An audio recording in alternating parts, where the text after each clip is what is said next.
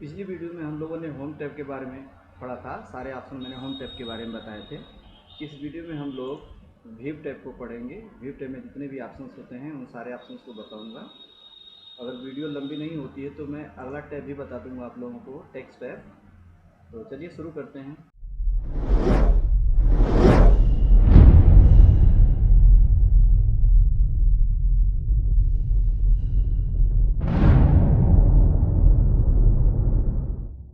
ये पेंट आपका ओपन हो गया है। आज हम लोगों का टैब है व्यू टैब। होम टैब हम लोग पूरा पढ़ चुके हैं। आज हमें पढ़ना है व्यू टैब। व्यू टैब को कीबोर्ड से खोलने के लिए अल्टर वी प्रेस करेंगे आप। जब ही अल्टर वी प्रेस करेंगे आप तो कीबोर्ड के द्वारा ये टैब खुल जाएगा। इस टैब पे इतने सारे ऑप्शन दिखाई दे रहे हैं। ये जो रिबन है, इस रिबन को 3 भागों में बांटा गया है। मतलब होम टैब को 3 भागों में बांटा गया है। पहला है जूम, दूसरा है शो हाइट, तीसरा है डिस्प्ले। इसे हम कहते हैं टैब कैटेगरी या टैब ग्रुप। तो पहली कैटेगरी है हमारी जूम। जूम में पहला ऑप्शन है जूम इन। क्या करते हैं इससे? इसे करने के लिए सबसे पहले मैं एक कोई इमेज यहाँ पे ले आता हूँ ताकि आसानी में समझाने में आसानी हो।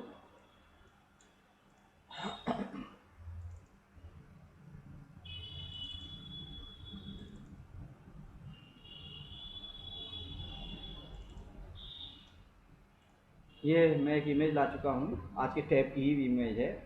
तो व्यू टैब पे आते हैं। व्यू टैब में पहली कैटेगरी हमारी जूम है। और जूम में पहला ऑप्शन है जूम इन। इसे हम कंट्रोल पेज अप, कीबोर्ड पे कंट्रोल पेज अप दबा करके भी यूज कर सकते हैं। तो हम जब इस पर क्लिक करेंगे तो हमारी जो बनाई गई ड्राइंग है वो जूम होती जाएगी। मैक्सिमम हम कितना जूम कर सकते हैं? 800%। ये मैं पिछली वीडियो में भी बता चुका हूँ आप लोगों को, जब मैंने मैग्नीफायर टूल बताया था। तो वही कार्य यहाँ पे जूम टूल का है। इस पर क्लिक करके हम क्लिक करते जाएंगे, हमारी जो ड्राइंग है वो 800% जूम हो जाएगी। जो काम आप यहाँ पे जूम स्लाइडर से भी करते हैं, ठीक उसका उल्टा है जूम आउट। इस पर क्लिक करेंगे तो ये जो ड्राइंग है हमारी वो छोटी होती जाएगी, रिड्यूस हो जाएगी। और आप न्यूनतम रिड्यूस इसको कर सकते हैं 12.5%। इससे आप नीचे रिड्यूस इसको नहीं कर सकते हैं। मैक्सिमम 800 और मिनिमम 12.5%। ठीक है, जूम। और ये है आपका 100%। मान लीजिए कि मैंने अपनी ड्राइंग को बहुत ज़्यादा छोटा कर रखा है, तो जब भी मैं 100% पे क्लिक करूँगा हमारी ड्राइंग 100% पे आ जाएगी। जब भी आप काम करते हैं तो अधिकांश कार्य आप 100% पे ही करते हैं। कोई बारीक काम करना होता है तभी आप उसको जूम करते हैं, या कोई बड़ा काम करना होता है तो हम उसको रिड्यूस करके करते हैं। तो इस पर क्लिक करने पे हमारी ड्राइंग 100% में आ जाएगी। और अगर हमने बहुत बड़ा भी कर रखा है अपने ड्राइंग को, तो जब हम 100% पे क्लिक करेंगे तो तुरंत ये हमारी ड्राइंग 100% की साइज में आ जाएगी। ये हमारी ख़त्म हो गई कैटेगरी जूम। नेक्स्ट कैटेगरी है शो और हाइड। शो मतलब दर्शाना होता है, हाइड मतलब छिपाना होता है। तो इसमें जो ऑप्शंस आ रहे हैं आपके, वो छिपाने और दर्शाने वाले आ रहे हैं।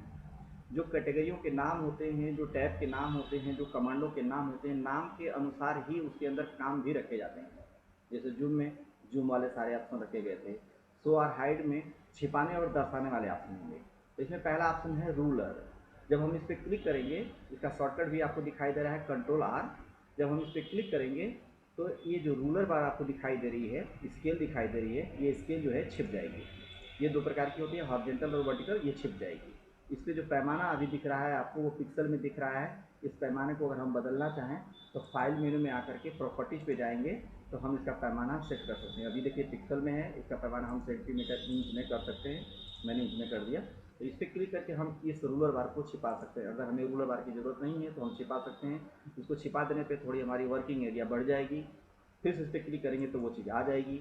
ये जो ऑप्शंस होते हैं वो टगल्स बटन होते हैं। टगल बटन का मतलब ये होता है जिसपे एक बार क्लिक करने पर वो ऑप्शन लगेगा और एक बार क्लिक करने पर वो ऑप्शन हटेगा। दूसरा ऑप्शन आपका है ग्रिड लाइन। जब हम इस पर क्लिक करेंगे तो हमारी इस ड्राइंग पर एक जाल आ जाता है। ये देख रहे हैं आप, यहाँ पे एक जाल जैसा आकर के आ गया है। ये क्या करता है? ये हमें एक आधार का काम करता है। मतलब अगर हमने कोई चीज़ हम कोई ड्राइंग बना रहे हैं या कुछ कार्य कर रहे हैं तो इन लाइनों को हम आधार बना करके उस कार्य को सीध में रखते हुए या वर्टिकली सीध में रखते हुए आसानी से कार्य कर सकते हैं। चलिए, अगला ऑप्शन है आपका है ग्रिड लाइन। ग्रिड लाइन पे जब आप क्लिक करते हैं तो यहाँ पे एक जाल जैसा आपको स्क्रीन पे प्रदर्शित होने लगता है। इस पर क्लिक करके इस जाल को ला सकते हैं, हटा सकते हैं। इसको ग्रिड लाइन बोलते हैं। अगर आपकी ड्राइंग पर ग्रिड लाइन नहीं है तो कैसे काम करेंगे और ग्रिड लाइन है तो कैसे काम करेंगे, तो इसको समझते हैं। चलिए ग्रिड लाइन को मैंने पहले हटा दिया। मैंने एक बॉक्स लिया, ये बॉक्स मैंने लिया, इस बॉक्स को मैं यहाँ पे ला लेता हूँ और इसी बॉक्स को कंट्रोल बटन को दबाए रखते हुए डुप्लीकेट बना रहा हूँ। मुझे यहाँ पे कई बॉक्सेस रखने हैं, सपोज करिए यहाँ पे मुझे कई बॉक्सेस रखने हैं, एक यहाँ रखना है, एक यहाँ रखना है। तो मैं ये कैसे मान लूँ कि ये बॉक्सेस जो है ऊपर से या नीचे से बिल्कुल सीध में है, ये कैसे हम डिसाइड कर सकते हैं। तो इसके लिए क्या करिए, ग्रिड लाइन को ऑन कर लीजिए। जब ग्रिड लाइन को आप ऑन कर लेते हैं तो यहाँ पे जो लाइन होती है उस लाइन को आप आधार बना करके इस कार्य को बड़ी बखूबी आसानी से कर सकते हैं। जैसे मैंने इसको यहाँ रख लिया, फिर इसको मैंने यहाँ रख लिया, तो अब आप ये आधार आपको मिल रहा है तो आप आसानी से इन बॉक्सेस को सीध में रख सकते हैं। ये देखिए अब ऊपर से बिल्कुल ये सीध में है, जब ऊपर सीध में है तो नीचे से भी सीध में हो जाएंगे।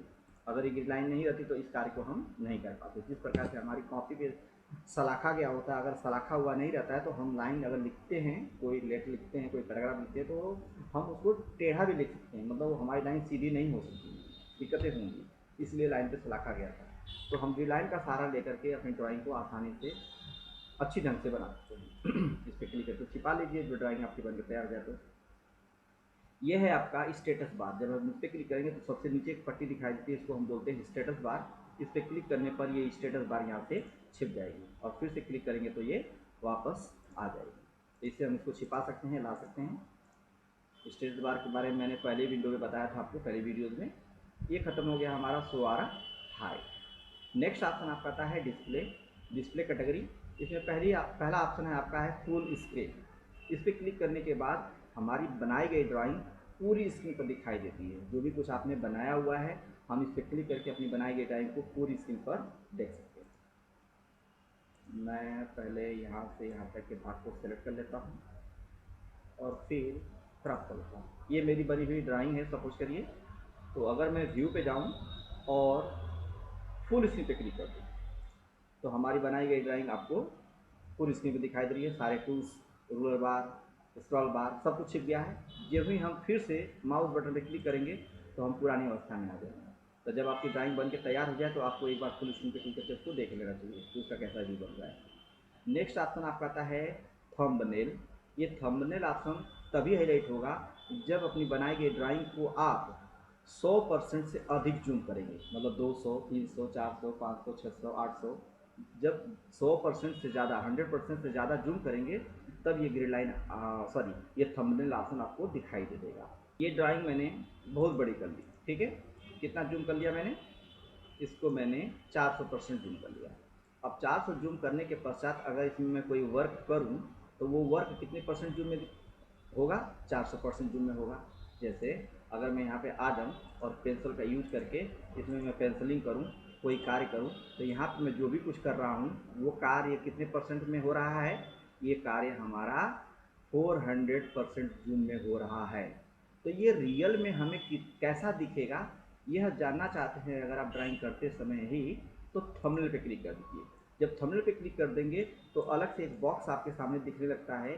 ये जो बॉक्स होता है इसमें जो ड्राइंग दिखाई दे रही है हमारी वो 100% दिख रही है और यहाँ पे जो हम कार्य कर रहे हैं वो 400% जूम में कर रहे हैं। आप अधिक जूम में भी कर सकते हैं। तो जब कोई बारीक काम करना होता है तो आप जूम पोजीशन में करते रहिए और उसको 100% में साइड में उस बॉक्स को देखते रहिए। जब आपका काम हो जाए तो फिर से इसको आप 100% में ला दीजिए, अपने आप ये थंबनेल बॉक्स हट जाएगा, या फिर इस पर क्लिक करके भी हटा सकते हैं। तो हम इसको 100% में ला देते हैं तो हमारी ड्राइंग अब 100% में दिखाई दे रही है, वो बॉक्स भी हट गया। ये आपका खत्म हो जाता है व्यू टैब। इसमें एक टैब और आता है जो यहाँ पे दिखाई नहीं देता है। अब उस टैब को कैसे लाते हैं, जब हम लिखने का कार्य करते हैं तो यहाँ पे एक नया टैब टेक्स्ट का खुद जुड़ जाता है। जैसे मैं इस पर क्लिक कर रहा हूँ तो देखेंगे, और इस पर क्लिक करने के बाद जब मैं यहाँ पे लिखने जाऊँगा तो ऑटोमेटिक यहाँ पे एक नया टैब जुड़ गया, टेक्स्ट टैब जुड़ गया। टेक्स्ट टैब में कुछ ऑप्शन तो पुराने हैं जो मैंने आप लोगों को होम टैब में पढ़ा रखा है और इसमें कुछ ऑप्शंस नए हैं। तो जो भी नया ऑप्शन है मैं उसके बारे में आपको बताता हूँ। देखिए इसकी थोड़ा कैटेगरी देख लीजिए। वो टेक्स्ट टैब की जो कैटेगरी है वो क्लिपबोर्ड कैटेगरी है, फॉन्ट है, बैकग्राउंड है और कलर्स है। तो इसमें से हम लोग क्लिपबोर्ड कैटेगरी और कलर कैटेगरी के बारे में पढ़ चुके हैं। कहाँ पे, होम टैब में। होम टैब में देखिए ये आपको क्लिपबोर्ड कैटेगरी और कलर कैटेगरी पढ़ाई गई है। हाँ, इस टैब में दो कैटेगरी नई है, एक फॉन्ट कैटेगरी नई है और एक बैकग्राउंड कैटेगरी नई है। तो इन दोनों के बारे में अभी मैं आपको बता देता हूँ। इस पर क्लिक करके यहाँ पे मैं जैसा फॉन्ट चुनूंगा वैसी लिखावट यहाँ पे हो जाएगी। थोड़ा लिखावट यहाँ पे ढक जा रही है फॉन्ट को बदलते समय, तो थोड़ा मैं इस लिखावट को यहाँ पे दूसरी जगह ले आता हूँ। यहाँ पे ला दिया मैंने और यहाँ पे मैं आपको ये फॉन्ट बदल के दिखा रहा हूँ। देखिए जैसा हम फॉन्ट यहाँ पे बदल रहे हैं वैसे ही वहाँ पे लिखावट चेंज हो रही है। ठीक है, यहाँ पे जैसा फॉन्ट बदल रहे हैं वैसी लिखावट यहाँ पे चेंज हो रही है। यहाँ पे बहुत प्रकार के फॉन्ट होते हैं, बहुत सारी डिजाइनें होती हैं लिखावट की। आप यहाँ पे इसी में हिंदी लिखने वाले भी फॉन्ट होते हैं जिसको हम श्रुति देव, कल्पना, चांदनी और इत्यादि कहते हैं। ये सब हिंदी के फॉन्ट हैं जिसके बारे में आप लोगों को वर्ड पैड में बताया जाएगा कि कैसे हिंदी में लिखते हैं। इसी में उर्दू लिखने वाले भी फॉन्ट होते हैं, नूरी उर्दू भी लिख सकते हैं हम लोग यहाँ पे। इसी में सिंबल वाले भी फॉन्ट होते हैं जिससे हम लोग मैथमेटिक्स के सिंबल वगैरह अल्फा बीटा गामा थीटा वगैरह बनाते हैं। इसी में वेडिंग वाले भी फॉन्ट होते हैं, इसमें हम लोग चित्र भी बना सकते हैं। ठीक है, जैसे अगर मैं इसमें चुन लूँ वेडिंग, देखिए ये नूरी है, ये नूरी उर्दू लिखने वाले हैं, या अरबी है, मुझे नहीं आती अरबी उर्दू, तो शायद ये उर्दू है या अरबी है, आप समझ सकते हैं। इसी में आपको वेडिंग्स मिल जाएगा। वेडिंग आपको वेडिंग दिखाता हूँ, ये देखिए वेडिंग है। वेडिंग का मैं थोड़ा सा यहाँ पे कलर चेंज कर दूँ या थोड़ा सा इसका फॉन्ट की साइज बड़ी कर दूँ। ये देखिए यहाँ पे अब मैं कीबोर्ड पर कोई भी लेटर दबाऊंगा तो वहाँ पे लेटर नहीं टाइप होगा, उसके बदले वहाँ पे कोई न कोई चित्र बनेगा, आर्ट बनेगा। ठीक है, तो यहाँ से हम जैसा फॉन्ट चुनते हैं हमारे पेज में उसी प्रकार की लिखावट होती है। ठीक है, फिलहाल मैंने ये वाला फॉन्ट चुन लिया। ठीक है, ANTRIKS। ठीक है, अब यहाँ पे जगह कम पड़ रही है तो इसको हम चला कर सकते हैं। ठीक, अब फिर से वापस आते हैं यहाँ पे आगे। अगला ऑप्शन आपका आता है यहाँ पे साइज़। अगर हम इस टेक्स्ट को सेलेक्ट कर लेते हैं और यहाँ पे आते हैं तो हम इसकी साइज़ छोटी बड़ी कर सकते हैं। ठीक है, ध्यान रहे अगर इसमें लिखते समय अगर आपने अपने कर्सर को ये माउस पॉइंटर को लाकर के इस बॉक्स के बाहर कहीं क्लिक कर दिया तो फिर आप इस टेक्स्ट को सिलेक्ट नहीं कर पाएंगे। अगर जब भी सिलेक्ट करना चाहेंगे तो एक अलग बॉक्स बन जाएगा, वो अलग लेटर लिखने के लिए बनेगा, न कि वो टेक्स्ट सेलेक्ट हो रहा है। तो ये हमेशा ध्यान रहे कि जब तक आप लिख रहे हैं, जब तक वो बॉक्स बना हुआ है, तब तक ही आप उसमें फॉन्ट स्टाइल चेंज करने का और फॉन्ट की साइज़ चेंज करने का कार्य कर सकते हैं। तो मैंने ये लिख लिया फिर से। तो यहाँ पे आकर के हम लोग इसका फॉन्ट बदल सकते हैं, जो भी फॉन्ट बदलना हो बदल लीजिए। ये बोल्ड होता है, इस पर क्लिक करके हम अपनी लिखावट को थोड़ा मोटा पतला कर सकते हैं। ये कुछ फॉन्टों पे अप्लाई होता है, कुछ फॉन्ट पे अप्लाई नहीं होता है। जैसे मैं यहाँ पे एरियल ब्लैक कर दूँ, सॉरी इस पर भी नहीं हो रहा है, और मैं एरियल करके दिखाता हूँ। ये देखिए इस पर देखिए ये फॉन्ट थोड़ा सा मोटा हो रहा है, पतला हो रहा है। इस पर क्लिक करके हम उसको तिरछा सीधा कर सकते हैं। इससे क्लिक करके हम उसके नीचे लाइन बना सकते हैं, लाइन हटा सकते हैं, और इस पर क्लिक करके हम इसको स्टिक थ्रो बीच में एक लाइन ड्रॉ कर सकते हैं। ठीक है, एक अलग लिखावट की अलग स्टाइल। तो ये हो गया फॉन्ट कैटेगरी आपकी। अगली कैटेगरी आपकी आती है बैकग्राउंड। बैकग्राउंड में क्या होता है यहाँ पे सिर्फ दो ऑप्शन होते हैं, अपक्यू और ट्रांसपेरेंट। अभी देखिए गौर से, यहाँ पे जो मैं टेक्स्ट लिख रहा हूँ ये टेक्स्ट तो लिखा जा रहा है इस कलर में, लेकिन इसके पीछे जो है कोई कलर फिल नहीं हो रहा है। ऐसा इसलिए हो रहा है क्योंकि मैंने यहाँ पे अपक्यू ट्रांसपेरेंट चुन रखा है। ट्रांसपेरेंट मीन्स इसके पीछे का जो ये बॉक्स का जो पीछे का एरिया है वो हमें दिखे, ट्रांसपेरेंट रहे। लेकिन अगर हम अपक्यू कर देंगे तो इसके पीछे कलर भर जाएगा। अपक्यू मतलब होता है अपारदर्शी, पारदर्शी नहीं रहेगा, अपारदर्शी हो जाएगा, और ट्रांसपेरेंट रहेगा तो पारदर्शी। ठीक है, तो हम अपक्यू कर देंगे तो यहाँ पे कलर फिल हो जाएगा। कौन सा कलर फिल हो जाएगा? जो सेकेंड कलर यहाँ पे रहता है वही कलर फिल हो जाएगा। अगर यहाँ पे कलर कोई आप चेंज करते हैं तो उसके पीछे का बैकग्राउंड कलर वही चेंज हो जाएगा। लेकिन आप चाहते हैं कि पीछे का हिस्सा दिखे, कोई इमेज है वो दिखे, तो आपको ट्रांसपेरेंट रखना होगा। ठीक है, ये खत्म हो गया आपका टेक्स्ट टैब। तो सारे टैब मैंने पढ़ा दिए आपको, होम टैब पढ़ा दिया, व्यू टैब पढ़ा दिया, टेक्स्ट टैब पढ़ा दिया। अब हम लोग अगले क्लास में या अगली वीडियो में पढ़ेंगे फाइल मेनू या पेंट बटन। ये सारे ऑप्शंस जो दिखाई दे रहे हैं आपको, इन सारे ऑप्शंस के बारे में आप एक एक करके बताने वाला हूँ।